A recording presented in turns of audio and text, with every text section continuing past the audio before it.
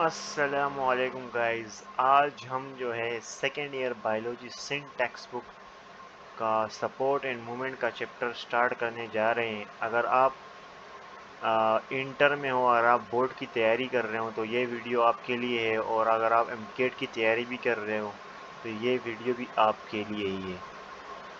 तो शुरू करते हैं। औज़ु बिल्लाहि मिनश शैतानिर रजीम, बिस्मिल्लाहिर रहमानिर रहीम। पैराग्राफ में सिंपली यही लिखा है कि कोई एनिमल है तो या जानवर है, तो उसने अपने फूड और प्रोटेक्शन के लिए जो है ना हाथ और पाँव उसके पास है।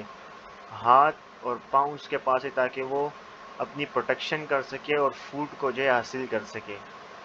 फिर यहाँ आगे लिखा हुआ है कि मूवमेंट और लोकोमोशन ये इम्पोर्टेंट है। Movement, the adapted physical changes develop strong muscular, जो इन्होंने अडेप्ट किया है वो क्या अडेप्ट किया है, muscular skeletal support system of the body that helps in movement, जो मूवमेंट और लोकोमोशन में मदद देती है। Biologically there is a difference between movement and locomotion. अब मूवमेंट और लोकोमोशन में क्या फ़र्क है? मूवमेंट क्या है कि अगर कोई प्लांट जो है, प्लांट मूव नहीं करती, प्लांट सिर्फ अपने पार्ट्स को मूव करती है, पूरी प्लांट मूव नहीं करती। अगर यहाँ पर सॉल्ट पड़ा है तो वो वाटर के ज़रिए एब्जॉर्ब होगा। अगर यहाँ पर कार्बन डाइऑक्साइड है तो पत्तों के ज़रिए वो लीव्स के ज़रिए अंदर जाएगा।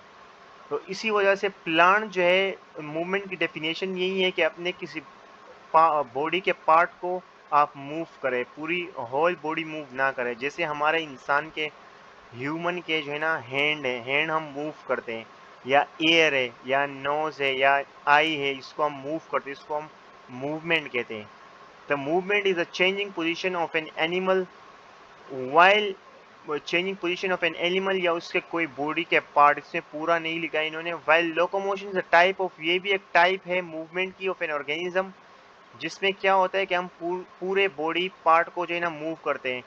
अब मैं इसकी एग्जांपल, ह्यूमन में लोकोमोशन भी होती है और मूवमेंट भी होती है। अगर ये एक इंसान है, ह्यूमन है, इसके नज़दीक कोई चीज़ पड़ी है तो ये अपने हाथ को मूव करेगा और उसको उठा देगा, इससे हम कहते हैं मूवमेंट, हैंड ने इसके मूवमेंट की।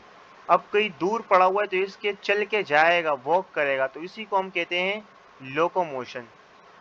तो लोकोमोशन सिर्फ ह्यूमन में होती है और ऑर्गेनिज्म है इस तरह के कि जिसमें दोनों होती है। एंड मूवमेंट सिर्फ प्लांट्स में होती है जिसमें कोई प्लांट का कोई पार्ट जो है वो मूव करता है। ह्यूमन स्केलेटन, ह्यूमन स्केलेटन, अब यहाँ पर ह्यूमन स्केलेटन आ गया। ह्यूमन स्केलेटन में क्या क्या होता है? एक बोन होता है और एक कार्टिलेज होता है, इसी को हम जो है ना एंडोस्केलेटन कहते हैं। Human skeleton comprises of bone and cartilage which provides shape of the body। लाजमी बात है कि किसी में बोन नहीं होगी तो शेप नहीं बनेगा बॉडी का। Making blood cells, blood cells भी ये बनाते। थ्रो रेड बोन मेरो, ये मैं आगे बताऊंगा। Protection of internal organ, protect करते हैं हमारे बॉडी को, और ऑर्गन्स को भी ये प्रोटेक्ट करते हैं। जैसे हमारे यहाँ रिब्स है, इस तरह से ह्यूमन में ये रिब्स लगे हुए हैं, तो ये अंदर हार्ट को प्रोटेक्ट कर रहे हैं, लंग्स को प्रोटेक्ट कर रहे हैं। The branch of science deal with the study of human bones, bones की स्टडी को हम जो है ना ऑस्टियोन, जो है ये लफ्ज़ यूज़ होता है बोन की, लॉजी स्टडी, तो बोन की स्टडी को हम ऑस्टियोलॉजी कहते हैं। Bones and muscles are attached to form a well coordinated musculo musculoskeletal system. ये बोन पे हमेशा याद रखना, बोन पे मसल्स ही अटैच होते हैं, तो इसको हम मस्कोस्केलेटल सिस्टम कहते हैं। इन्होंने अपने आप को इस तरह अरेंज किया होता है। Human have around 30-100 bones, 300 bones होती हैं जब कोई बच्चा पैदा होता है। And but due to the fusion ये बोन्स कितनी बन जाती है? 206 बन जाती है। मैं आपको एक सिंपल एग्जांपल देता हूँ। जब हमारे जो बॉडी का सेंटर बोन है, ये स्टर्नम का जो बोन है, इस तरीके से स्टर्नम का इस तरह जो बोन है, ये जब बच्चा पैदा होता है तो इसमें इस तरह नहीं होता, ये ऐसे टुकड़ों में होता है, इस तरह से 5-6 टुकड़ों में होता है। ये आपस में फ्यूज हो जाती हैं ये सारे जो बोन के टुकड़े हैं, और फिर ये ऐसा मेच्योर बोन बनाता है। स्ट्रक्चर ऑफ बोन को पढ़ते हैं। Bones are the toughest living structure, bones जो है वो सबसे strong living structure compose of different cells से बने होते हैं। Bones of skeletal system differ in size and shape but they are similar in their structure, development and function। इसका मतलब क्या है कि साइज जैसे अब हमारा ह्यूमरस है वो इस तरीके का बोन है, वो इस तरीके इसका है। अब ये इस तरीके का हमारा ह्यूमरस है जो हमारा हाथ का बोन होता है, और अभी जो पेल्विक गर्डर है पाँव के ऊपर का जो बोन होता है इस यहाँ का, वो कुछ इस तरीके का होता है। यहाँ पर इस तरह फिर फीमर लगा होता है नीचे से। तो ये बोन डिफरेंट है और ये डिफरेंट है, मगर ये जो है साइज में डिफरेंट है और ये भी साइज में डिफरेंट है, मगर फंक्शन दोनों का सेम है। ये भी यहाँ पर बोन के रेड ब्लड सेल बनाएगा, ये भी रेड ब्लड सेल बनाएगा, बोन के सेल बनाएगा। इसकी डेवलपमेंट भी एक जैसी होगी, इसकी डेवलपमेंट भी एक जैसी होगी, बट डिफरेंस सिर्फ इसके साइज में है। डेवलपमेंट और उनका जो फंक्शन है वो सेम रहेगा।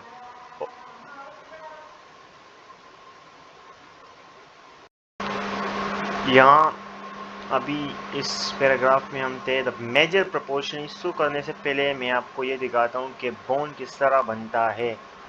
बोन लेमिलाई से बनता है। लेमिलाई क्या है? बोन की मैट्रिक्स है। बोन की मैट्रिक्स में क्या क्या होगा? जैसे सेल की मैट्रिक्स होती है इस तरह, उसमें भी मैट्रिक्स है बोन में। एक उसमें होगा ऑर्गेनिक पार्ट और एक होगा इनऑर्गेनिक पार्ट। ऑर्गेनिक पार्ट में कोलाजिन प्रोटीन होगा, इनऑर्गेनिक पार्ट में हाइड्रोक्सी एपिटाइट होगा, जिससे हम ये वाला कैल्शियम फॉस्फेट भी कहते हैं। ये इसका फार्मूला है। इनऑर्गेनिक पार्ट में ये होगा हाइड्रोक्सी एपिटाइट और ये इसका फार्मूला है। ऑर्गेनिक पार्ट क्या करेगा? इसको फ्लेक्सिबिलिटी देगा बोन को, और इनऑर्गेनिक पार्ट बोन को हार्ड बनाएगा। तो ये दोनों चीज़ें होती है बोन में, ऑर्गेनिक भी होती है और इनऑर्गेनिक भी होती है। अगर हम और इनऑर्गेनिक पार्ट बोन से हटा दें तो बोन बिल्कुल जो ही फ्लेक्सिबल सी चीज़ बन जाएगी, इस तरीके से नॉट टाइट चीज़ बन जाएगी।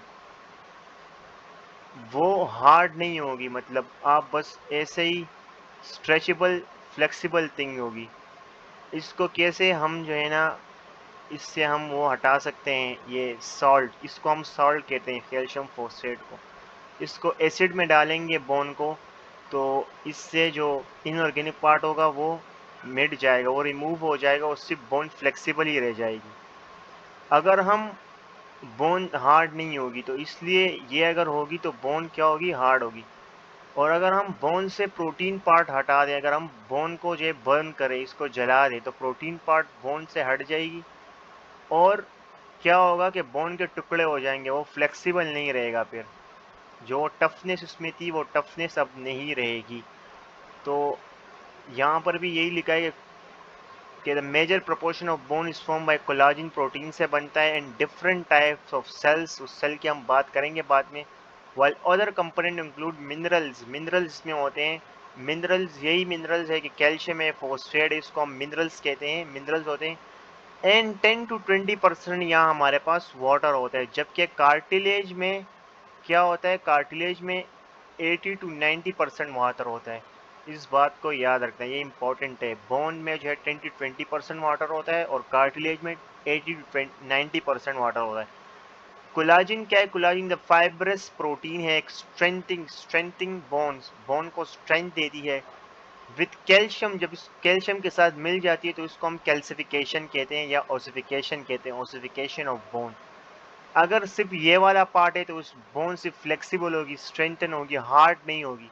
जब ये दोनों पार्ट आप बोन में होंगे तो हम कहेंगे कि बोन कैल्सिफाई है या बोन ओसिफिकेशन बोन की हुई है। तो बोन हार्ड भी होगा और फ्लेक्सिबल भी होगा। अब ये पैराग्राफ को समझने से पहले हम कुछ समझते हैं कि लेमिलाई मैंने आपको ऊपर समझाया था कि ये एक ऑर्गेनिक पार्ट होता है, एक और इनऑर्गेनिक पार्ट इसमें होता है। अब इस लेमिलाई के बेस पे, अगर ये अरेंजमेंट के बेस पे, एक होती है कॉम्पैक्ट बोन जो कि हार्ड होती है, एक होती है स्पंजी बोन जो कि सॉफ्ट बोन होती है, वो बनती है। अगर यही ऑर्गेनिक और इनऑर्गेनिक पार्ट इस तरह से अरेंज हो जाए कि कॉन्सेंट्रिक लेयर ये बना दे सेंटर में, इस तरीके से ये कुछ सर्कल टाइप लग रहा है, और अगेन ये इस तरह से सर्कल टाइप बना दे, concentric layer of cylinders of lamellae इस तरह से अरेंज हो जाए, तो उसको, इस बोन को जो है ना हम कॉम्पैक्ट बोन कहते हैं। और अगर बीच में ये हाइवर्जन केनाल आ जाए, अब हाइवर्जन केनाल किसे कहते हैं? आर्टरी उसमें होगी, वेन इसमें होगा, और इसमें लिम्फेटिक्स होगी, उसमें नर्व्स होगी जो उस बोन को इनर्वेट करेगी और ब्लड को सप्लाई करेगी, वो आर्टरीज। तो उसको हम कॉम्पैक्ट बोन कहते हैं, और इसी को एक यूनिट को हम ऑस्टियोन कहते हैं। ऑस्टियोन किसे कहते हैं? ये बोन का जो है ना फंक्शनल यूनिट है, या कॉम्पैक्ट बोन का या बोन का, या स्पंजी बोन का भी यही यूनिट होता है, बट उसमें जो है ना आर्वेशन कैनाल्स नहीं होता। ऑस्टियोन में क्या होता है कि इस तरह से सिलेंडर लाइक स्ट्रक्चर वो क्या करते हैं, वो अरेंज होते इन सर्कल, इस तरह से सर्कल में अरेंज होंगे। अब एक जो ऑस्टियोन होगा उसमें क्या क्या होगा, उसमें आपके पास एक्स्ट्रा सेलुलर मैट्रिक्स होगी, और आपके पास एक हाइवर्जियन कैनाल होगा। और एक हाइवर्जियन कैनाल में क्या आता है? आर्टरी आती है, वेन आता है, और लिम्फेटिक्स आती है, और एक नर्व आती है, नर्व इसके अंदर आएगी। एक आपके पास पूरा हाइवर्जियन कैनाल होगा, फिर इस दूसरी तरफ ये एक आपके पास हाइवर्जियन कैनाल होगा, फिर ये तीसरा हाइवर्जियन कैनाल, जिस तरह से ये हाइवर्जियन कैनाल बीच में, फिर ये चौथा हाइवर्जियन कैनाल पूरा। ये एक ऑस्टियोन हो गया, ये दूसरा ऑस्टियोन, ये तीसरा, और ये चौथा। ये मैंने 4 ही शो किए, बहुत सारे होते हैं। फिर अगर कोई लेमेलाए इस तरह से अरेंज हो गई, इस तरह से रोड लाइक ऑर्गेनिक मैट्रिक्स बनाए, और इनऑर्गेनिक ये इस तरह से अटैच हो, ये पोरस होती है, बिल्कुल पोरस बोन होती है, ये स्पंजी टाइप बिल्कुल सॉफ्ट बोन होती है। कोई अरेंजमेंट जो है ना इसकी स्पेसिफिक नहीं होती, बस इस तरह से अरेंज हो जाती है कि पोर्स आपस में बन जाते हैं, तो उसको हम कहते हैं स्पंजी बोन। ये ट्रेबिकुलाई शेप, ट्रेबिकुलाई टाइप अरेंजमेंट होती है इसकी, ट्रेबिकुलर टाइप अरेंजमेंट होती है इसकी। और ये ब्लड के सेल्स बनाती है हमारे पास, ये ब्लड के सेल्स बनाती है, और ये ब्लड के सेल्स नहीं बनाती। सही है। अब ये नीचे बोन का जो बिल्कुल टर्मिनल रीजन होता है, इसको हम ईपीफाइसिस कहते हैं। मैंने शॉर्ट फॉर्म में लिखा है, ये नीचे वाला टर्मिनल पर, इसको भी ईपीफाइसिस कहते हैं। जो शाफ्ट होता है बोन का, इसको मैं रेड से शो करूँ, शाफ्ट ऑफ द बोन, इसको हम क्या कहते हैं? डायफाइसिस कहते हैं। अब डायफाइसिस जहाँ पे ख़त्म होता है, टर्मिनल पार्ट ये जो है ना डायफाइसिस का, और इपीफाइसिस का ये भी टर्मिनल पार्ट, इन दोनों के बीच में होता है मेटाफाइसिस। मेटाफाइसिस भी बहुत इंपॉर्टेंट है। ये मेटाफाइसिस हम इसको कहते हैं। अब हम बुक में देखते हैं क्या लिखा है।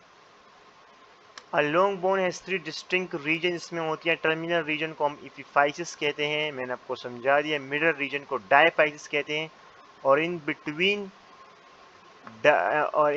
मिडल एंड टर्मिनल रीजन्स को हम मेटाफाइस कहते हैं। बोथ एंड्स पर होती है, ये बोथ एंड्स पर होती है। The epiphysis is the cancellous bone. अब ये देखो, मैंने आपको बताया था कि अच्छा मैंने ये नहीं बताया। अब ये कॉम्पैक्ट बोन और ये स्पंजी बोन ये कहाँ कहाँ पर होगी? ये जो मैंने रेड से दिखाया गया है टर्मिनल रीजन, रेड से, ये स्पंजी बोन है। बोन के यहाँ पर जो है ना स्पंजी टाइप ऑफ बोन होती है, ये भी स्पंजी बोन है।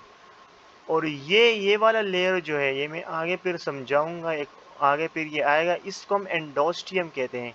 एंडोस्टियम, जो कि ये ये वाली लेयर है ना, ये मैं इससे ड्रॉ कर रहा हूँ, ये इसको हम बोन मेरो कैविटी कहते हैं, जो कि बोन मेरो कैविटी को लाइन कर रही है एंडोस्टियम। ये भी स्पंजी टाइप ऑफ बोन होती है। और जो ग्रीन से मैंने शो किया है, ये कम्पैक्ट बोन होता है। अब लाजमी बात है कि हमने कहा था टर्मिनल रीजन्स किसे कहते हैं, इसको हम इपिफाइसिस कहते हैं। तो इपिफाइसिस में स्पंजी बोन आ गई, और डायफाइसिस में क्या आ गई? डायफाइसिस में हमारे पास कॉम्पैक्ट बोन आ गई। यहाँ पर यही लिखा है कि द इपिफाइसिस इज अ कैंसिलस और spongy part, spongy part of the bone. Spongy bone को हम कैंसिलस बोन भी कहते हैं। इट है small weight bearing cross link regions called trabeculae. इसमें ऐसे ट्रेबिकुलाई टाइप अरेंजमेंट होती है, इस तरीके से। ये ट्रेबिकुलाई, अगर ये एक वो बन गई एक्स्ट्रा सेलुलर मैट्रिक्स, तो फिर ये दूसरी इस तरह क्रॉस लिंक एक दूसरे के साथ इस तरह से होती है। इस तरह हल्की फुल्की क्रॉस लिंक होती है, जो कि हमारे वेट बेरिंग में बहुत मदद देती है। क्योंकि ये मैंने आपको बताया था कि स्पंजी टाइप जो होती है ना, वो ये अपना शेप चेंज कर सकती है, और जो कॉम्पैक्ट है वो शेप चेंज नहीं कर सकती। अगर आप, ये टर्मिनल रीजन पर इसलिए ही होती है, जैसे हम कुछ उठाते हैं इस तरीके से, तो पहले इस पे वेट आएगा, ये अपने आप को चेंज कर सकता है। ये वेट को जो है ना, हैवी वेट को एब्जॉर्ब कर सकता है। कॉम्पैक्ट बोन वेट को एब्जॉर्ब इतना नहीं कर सकता, ये ऑब्जर्व कर सकता है, बट पहले ये इसकी मदद से ये पहले ये वाला पार्ट आएगा ना, टर्मिनल वाला पार्ट जो पहले पार्ट आएगा, तो वो क्या करेगा, हम कोई चीज़ उठाते हैं तो ये वाला पार्ट पहले आएगा, ये अपने आप को शेप, अगर कोई हैवी वेट है तो ये अपने आप को चेंज करेगा, ट्रेबिकुलर अपने आप को वेट अपने आप अपने शेप को चेंज करेगा। तो इस वजह से वेट बेरिंग में ये बहुत हेल्प करते हैं। कॉम्पैक्ट बोन के लिए आसानी हो जाती है कि उसमें इतना वेट इस पर इतना जो है ना हैवी वेट नहीं आता। ट्रेबिकुलर टाइप अरेंजमेंट होती है। Epiphysis is filled with red bone marrow. Red bone marrow यहाँ होती है, कहाँ गया, यहाँ यहाँ पर ब्लड के सेल्स यहाँ पर बनते हैं। जो स्पंजी बोन होगी ना, सिंपल इसका रूल ये, स्पंजी बोन जो होगी ना उसमें ब्लड के सेल बन जाए, जैसे एंडोस्टियम में स्पंजी बोन है, यहाँ पर भी बनेंगे, फिर एक एज के बाद यहाँ बंद हो जाएंगे, ये मैं आपको आगे बताऊंगा। और स्पंजी बोन यहाँ पर ना, स्पंजी बोन ये भी जो है ना रेड बोन मेरो है, इसमें भी ब्लड के ना सेल बनेंगे। यहाँ पर यही बात लिखी है कि epiphysis is filled with red bone marrow which produces 20% of blood cell, हमारे पास बनाते हैं about 20% total mass of the skeleton. जो एपिफाइज है, अगर 100 केजी आपके पास कोई स्केलेटन है तो 20% इसमें एपिफाइज का वेट होगा। सही है।